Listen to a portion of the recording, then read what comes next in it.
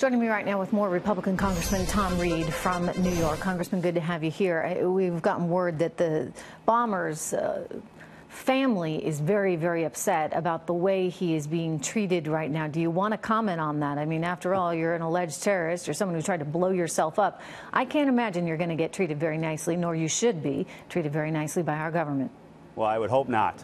If you're a terrorist and you're bringing a pipe bomb into Times Square, that is extremely dangerous behavior, and I have no sympathy for that individual, and he needs to be held accountable. And what we also have to do is learn from this, is that we cannot be wrong. We have to be right 100% of the time. That's why making sure we have the vetting procedures, making sure that we have an immigration policy that works in order to keep us safe as its top priority is something we have to focus on. So that gets us to chain migration. It gets us to the lottery system. Do both of these need to end? You know, I am all about the American dream. I have no problem with folks coming here, but we may need to tighten these programs up. We need to make sure we're using all tools as we do the interviews, as we do the vetting process, and not be afraid of the political correctness that sometimes prevents maybe some of these folks from getting into these hard questions and having those hard inquiries, because we need to do that in order to keep us safe. You know, I'm a history buff. I was a history major in school, and I was going back and rereading some of de Tocqueville last night, and American exceptionalism. And one of the sort of foundations of American exceptionalism is that everyone who's American is on board, right? That we're all, there's a certain amount of patriotism, there's a work ethic, there's an inherent quality to all of us. I don't care where you're from, what color your skin is.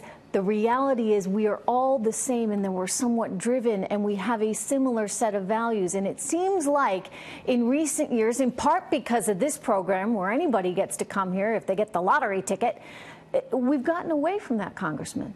I know, and for many people are apologizing for us as Americans. We need to be proud of our heritage. We need to be proud as Americans, and we unite as a country and make sure that our fellow citizens, we embrace everyone. That's the American dream.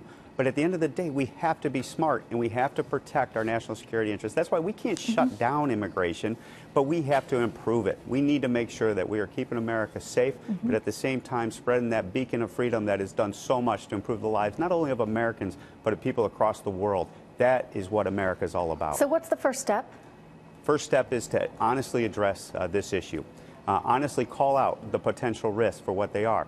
The radical Islamic movement that the president has articulated. We can't be afraid to speak the truth in regards to this. People are, right? Because they say, oh, well, the minute you go after them for being Islamic, that's the problem, that's showing prejudice, and we are a nation that has prided ourselves on the freedom of religion. But this is a case, sir, where you've got religion intertwining with political beliefs that want to destroy us. Absolutely, and we have extremism in many multitude of religions across the spectrum, and that's why it's not limited to your religious belief. It's limited to your radicalization. It's limited to your extremism, where you think killing Americans is what God called you to do.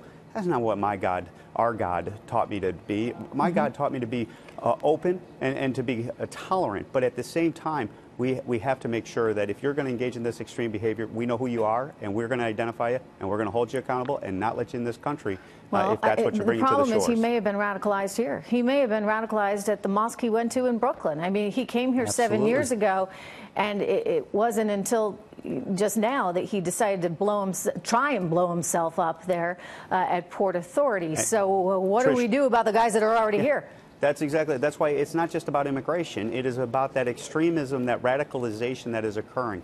We need to respect the Constitution. We cannot go down the path of ripping up the Constitution in order to protect us. It's hard work, but we have to get away from the political correctness. We have to make sure that we're deploying due process, but at the same time, make sure that our bureaucrats and our careerists, our law enforcement officials know we have their back as they do this job, and we defend them. I get it. I've had it with the political correctness stuff. I really have, because at some point it's going to start costing you, and it has already cost us lives, and we can't allow it anymore, for sure. We cannot. We cannot.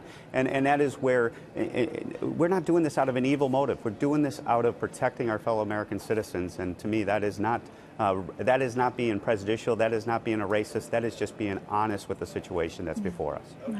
We need that. Congressman, stay on it. Congressman Reed, thank you very much. Thank you, Trish.